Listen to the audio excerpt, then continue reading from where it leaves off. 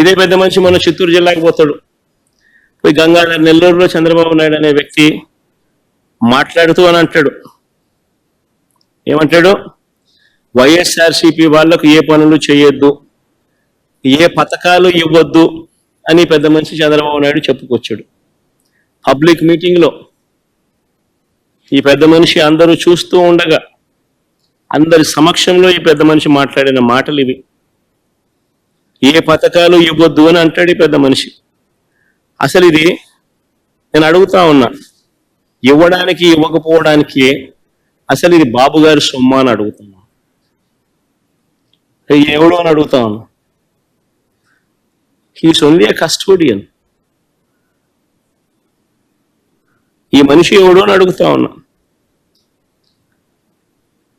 ప్రభుత్వం నడిచేది ప్రజల కోసం, ప్రజల సొమ్ముతో నడుస్తూ ఉంది. ఇదే పెద్ద మనిషి ముఖ్యమంత్రిగా ప్రమాణ స్వీకారం చేసేటప్పుడు ఈ పెద్ద మనిషి చేసిన ప్రమాణం ఏమిటి?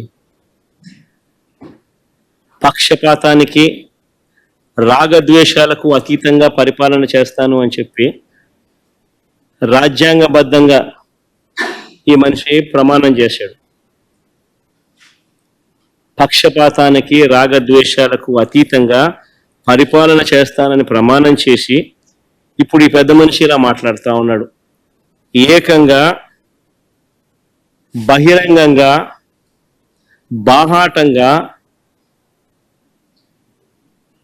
పబ్లిక్ స్పీచ్లో ఈ మాదిరిగా మాట్లాడుతూ ఉన్నాడు.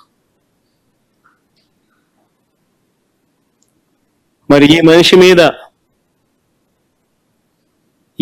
మీద ఎవరైనా జడ్జిలు కానీ, ఆయన మాటలు, నా మాటలు ఎవరైనా జడ్జిలు వింటున్నా కానీ, అది గవర్నర్ గారైనా కానీ నా మాటలు, ఆయన మాటలు ఎవరైనా కానీ విన్నా కానీ, అసలు ఇలాంటి వ్యక్తిని ఒక్క నిమిషమైనా ముఖ్యమంత్రి స్థానంలో కొనసాగించడం ధర్మమేనా?